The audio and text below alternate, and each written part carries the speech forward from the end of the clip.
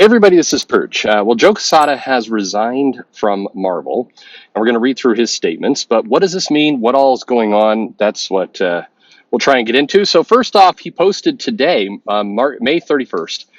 Hey there, true believer. Got a sec? I've got something I'd like to share with you. When I first jumped into the world of comics, my goal was to create my own characters, stories, and universes.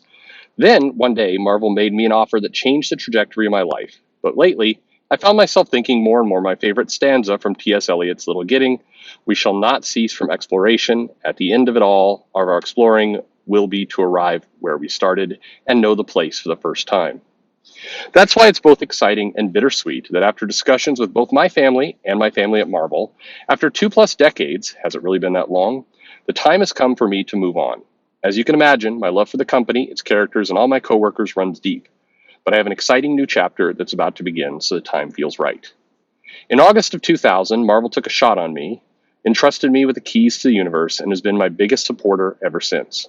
During that time, I've had the great fortune to stand on the shoulders of giants, none broader than those of my predecessors and mentors, the best editorial team in the business, my co-working family, and most talented creators on earth who put their trust on me, especially the early days when it looked like I was selling tickets to the Titanic. Thank you all for sharing your talents and pouring your heart and soul into every project. It's been an honor working with you, and I hope we get to do it all again. Now, this doesn't mean you're getting rid of me that easily. I won't ever be too far away, cheering my Marvel family on and contributing from time to time, including something I'm thrilled about for later this year. I also have several insanely cool projects of my own that you'll be hearing about in the coming months, including a short indie film that I'm writing and directing. Stay tuned. It's been one hell of a ride, and I'm proud to have been part of Marvel's rags to riches story and satisfied that I accomplished the job I was hired to do 22 years ago. Seriously, where did the time go? But none of this happens without one very important person: you. My family and I want to thank you from the bottom of our hearts. Without your love and support, we wouldn't have been able to go on this crazy adventure, and I hope you join us on our next one. I promise you it's going to be amazing. See you in the funny books, Quesada. Quesada, has done a number of things through his career. As he mentioned, he became editor-in-chief in 2000. He actually joined and was editor of the Marvel Knights line, which is really the 2 years that kind of got his big kickstart in 1998. He was named Chief Creative Officer of Marvel Entertainment in 2010, giving his editor-in-chief role to Axel Alonso, of course, who then gave it to C.B. Cebulski. But that's the basic news of the day, and it's big news.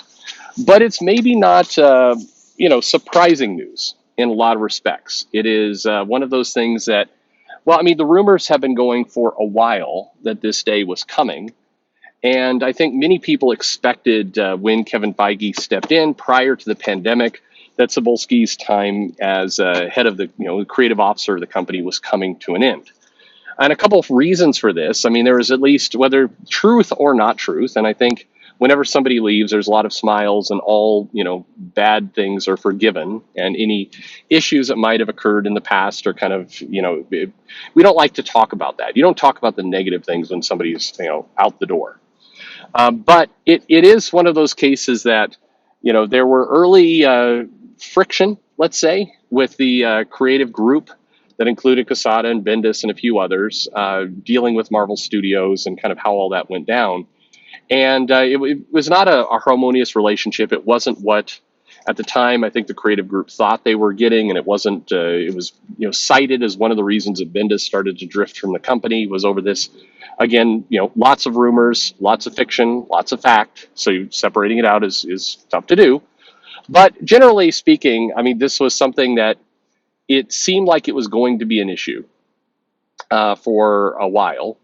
And sure enough, the rumors have been going on for several years that Joe Q was likely going to be moved out, particularly with Feige taking on a more active role. And the rumors were pretty hot and heavy at the start of the pandemic, right before kind of late 2020. Sorry, late 2019, early 2020, before the pandemic came in. There was at least a lot of talk that this might be happening sooner than we think. The pandemic seemed to kind of just halt everything as people regrouped, tried to figure out what was going on. I'm not saying that this was delayed or planned or any of that, but at least the rumors were pretty big back during that time frame. And at least my speculation is it delayed plans and everything else. Maybe, maybe not. Where's Joe Q going off to do? Well, I think he's pretty much laying it out there. He's going to do creator-owned work. He's going to do some of his own stuff. He wants to leverage his title and his years and his basic footprint that he's had at Marvel to do something bigger and more substantial. He's excited to, I think, go do that. And I think at his stage in the career, it's pretty clear at this point that he's not going higher up in Disney, that trajectory was not intended for him, something I've been saying for a while. And so if you want to make your next several $1,000,000, you want to cash in on, where you're at, now's the time to go. It's certainly cited as a decision that is his. I think there were, again, rumors and rumbling that, the synergies between Feige and Quesada and various senior executives at Marvel were not working out. And so, this may be a case of now that the world's slowly getting back to normal, we're getting back to kind of figuring out what the plans are. I imagine, that, and from what we have heard, more of Disney is starting to exert some influence and pressure on Marvel. It was only a matter of time before some of the senior executives were, going to find their lives either very uncomfortable or leave. And in this case, Quesada wants to pursue his own path and do his own stuff and be his own boss, and who can blame him for that?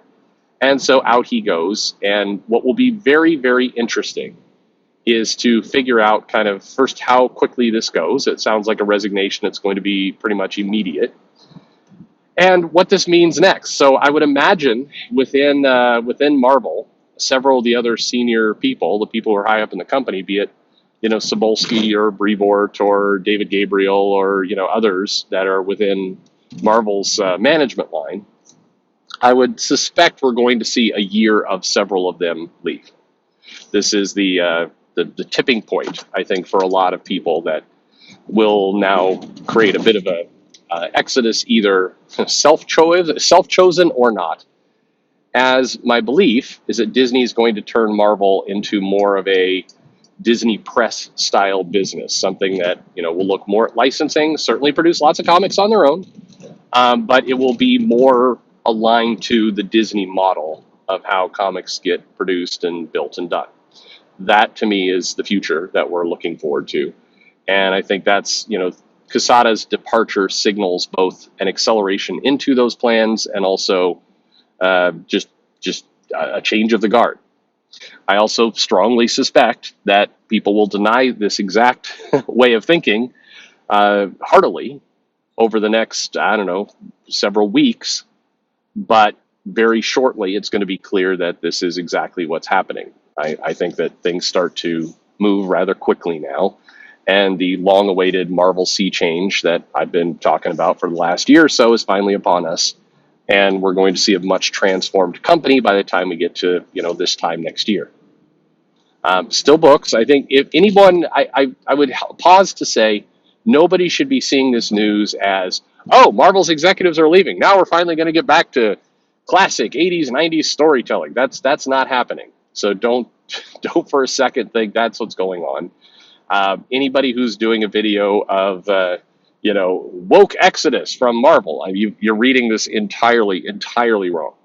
The way to read this is that Disney will have more control over the company, and you'll see more of Disney's influence in the comics, and that's going to create a huge impact. And you may not see it at first, but I would also imagine that several of the rumors, several of the other things that have leaked out of Marvel over the years will start to shift now, and I think the company will get more closed, more guarded. I think you're going to see. There's a lot of things that come out from this, but it can't be denied that Quesada had a significant impact on the company. He definitely, he's had a career that, as an artist and a creator has been pretty impactful. He has done some of the bigger titles long before he came in and had this current role as the editor with Marvel Knights, and then ultimately editor-in-chief, chief creative officer. I mean, he did work on a number of things for Valiant. He did work on the X-Men, X Factor, some of my favorite Peter David, Joe Quesada books during that run certainly came into there. I think his work with Jimmy Palmiotti and Event Comics, where he created Ash and some creator-owned stuff, certainly back in the day, where it had an impact. And you can't deny that, he was the right person at the right time, meaning in 98, Marvel had filed for bankruptcy. Quesada came in to kind of figure out how he could take a corner of the universe that was not, tied up in a bunch of continuity and knots and other things. And that became Marvel Knights. And that did very, very well. Brought in a number of creators, got a number of people there who wound up being very big names: Garth Ennis, Steve Dillon, Brian Michael Bendis, David Mack, Mike Oeming. There were a lot of there was a lot that happened there that was very powerful for what the company would become in the early 2000s. And keep in mind that a lot of people viewed Quesada and his impacts as being, pretty significant and pretty positive. I think, generally speaking, the industry viewed Quesada as somebody who loved comics, who was going to bring his love into comics and was going to, be a positive force for Marvel and for the readers. He did certainly a number of things that people cheered, like he instituted. This is kind of comical. He instituted a moratorium on the practice of creatively bringing back characters thought to be dead, stating very directly, "Dead is dead." Now, of course, that absolutely didn't hold to anything, and I don't know, that perhaps was the first sign that what is said and what is done are going to be two radically different things. And certainly, I mean, very short order, we had the Winter Soldier come back, we had Jean Grey die and come back multiple times, Magneto, all kinds of characters. So anyway, things went pretty nuts. But it was a nice reversal from Bob Harris, who was the editor in chief prior to Joe Quesada, who had run big aspects of the company into the ground. And so, Quesada was, his impact with the Ultimate line, with the Marvel Knights line, and with the Max line had a huge impact on the company. I think where things turned on him was the retcon of Peter Parker's marriage, the whole One More Day storyline and everything that came out of there.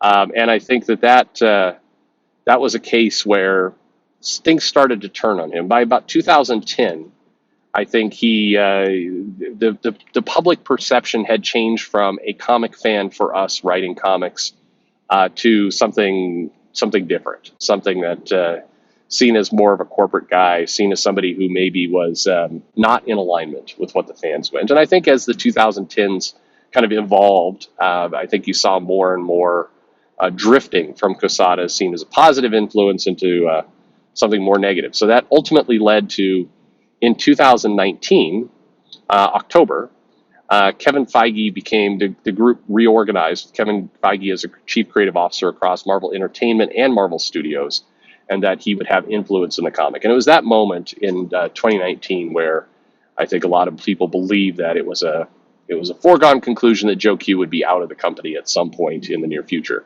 And it sounds like he got while the getting is good, so to speak. So anyway, big news in comics. This is a major moment, and I think it'll be interesting to see how it plays out and what ultimately happens to the company. But there you go. That's the news of the day. Let me know what you think in the comments below. Curious to get your take on it, reactions. What now changes in comics? What would you like to see change? What do you think is going to change? Are those two different things? Undoubtedly, they probably are. Anyway, let me know your thoughts, and thanks for listening.